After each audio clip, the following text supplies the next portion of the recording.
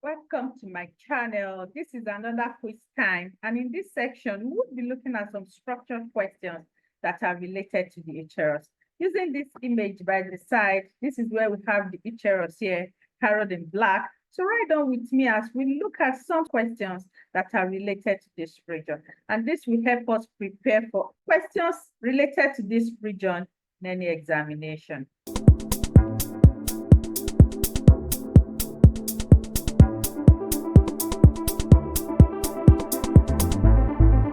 The first question we'll be looking at is, the uterus is usually dash. Is the uterus usually anteverted over the urinary bladder? Is the uterus usually retroverted over the rectum? Is the uterus usually retroflexed over the urinary bladder? Or is the uterus usually anteflexed over the rectum? This question describes the position of the uterus. And the correct option here is the uterus is usually anteverted over the urinary bladder. We know that the urinary bladder is the structure that is located anterior to the uterus. And the uterus is related to the urinary bladder in an anteverted position.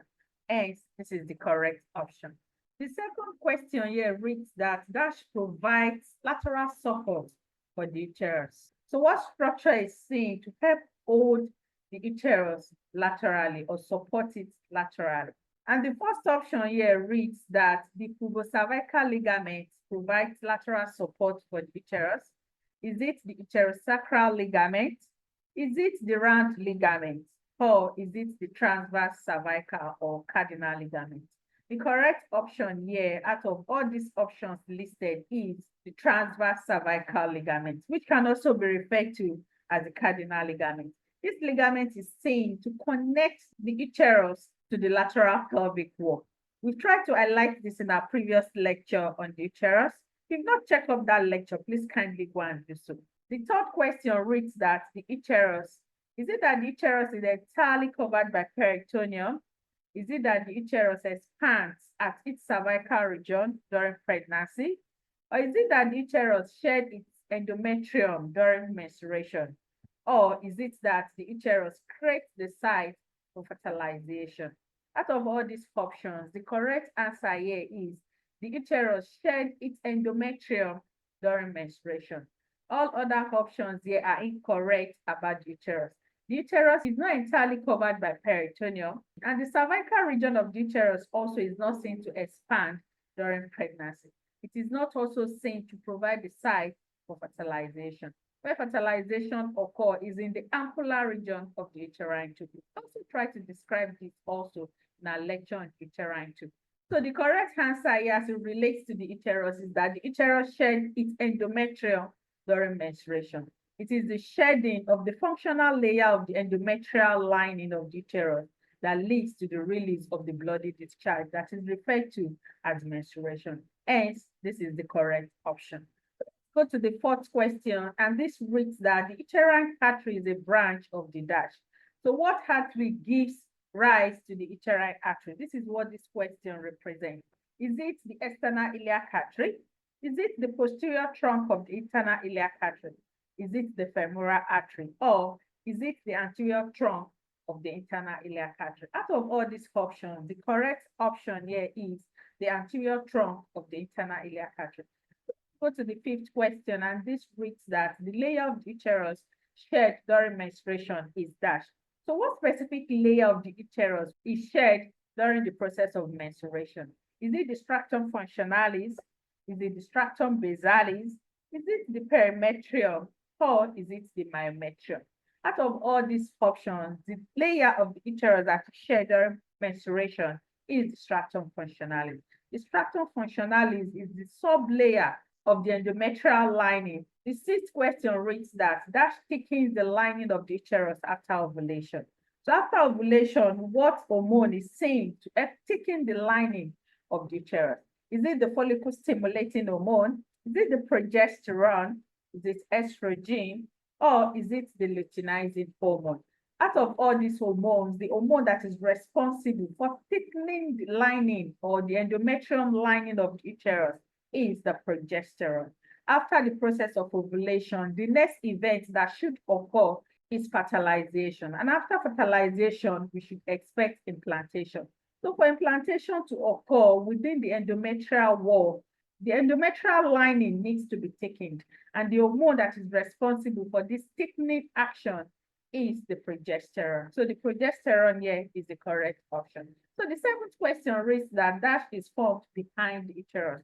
So what structure is seen to be formed behind the uterus? Is it the uterovesical pouch? Is it the pouch of Douglas? Is it the deep perineal pouch? Or is it none of the above? The correct answer here as it relates to the structure that is located behind the uterus is the pouch of Douglas. The pouch of Douglas can also be referred to as the rectouterine pouch or the rectovaginal pouch. This pouch is seen as a fold of peritoneum that is situated between the posterior surface of the uterus and also the rectum.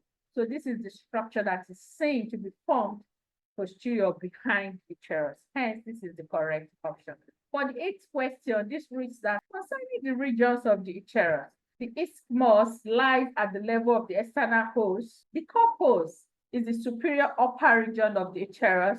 The cervix is located above the isthmus. Or is it that the level of the fundus can be used to estimate the stage of pregnancy? Out of all these options as it relates to the different sub-regions of the uterus, the correct answer here is that the level of the fundus can be used to estimate the stage of pregnancy. All other options they are incorrect as it relates to the different sub-regions of the uterus. The isthmus is not seen to lie at the level of the external host. The isthmus is seen to lie at the level of the internal host. The corpus of the uterus also is not seen at the superior upper region. The sub-region that is seen at the superior upper region is the fundus, and below the fundus is where we then have the corpus, which is also referred to as the body. The cervix is located above the isthmus. It's incorrect because the cervix is a sub-region of the uterus, which is an inferior narrow sub-region of the uterus. Is seen to be located below the isthmus and not above it. So the correct option here as it relates to the different sub-regions of the uterus is that the level of the fundus can be used to estimate the stage of pregnancy. So the ninth question reads that which layer of the uterus undergoes marked enlargement during pregnancy? We know that the uterus is made up of three distinct sublayers. Is it the endometrium? Is it the myometrium? Is it the perimetrium? Or is it none of the above? So as it relates to the enlargement of the uterus during pregnancy, the correct answer here is the myometrium. The myometrium is the middle muscular layer, and it is this layer that undergoes marked enlargement during pregnancy so as to accommodate the developing fetus. The last question, which is the 10th question, reads that the broad ligaments. The broad ligament is it seen to extend from the sides of the uterus to the floor and the lateral pelvic wall. The broad ligament is it seen to house the uterine vessel. The broad ligament is it seen to connect the uterus to the ovaries and also the uterine tubes. Or is it all of the above? So the correct answer here as it relates to the broad ligament is all of the above. All the options listed above here are all correct as it relates to the broad ligament. The broad ligament is seen to extend from the side of the uterus and finally inserts on the floor and also the lateral pelvic wall. It is also seen to provide the accommodation site for the uterine vessel and also provide structural connection with the ovary and also the uterine tubes. We've also tried to highlight this in our previous lecture on the uterus. So I hope you find this useful. Please let's have your grades in the comment section, and thanks for watching.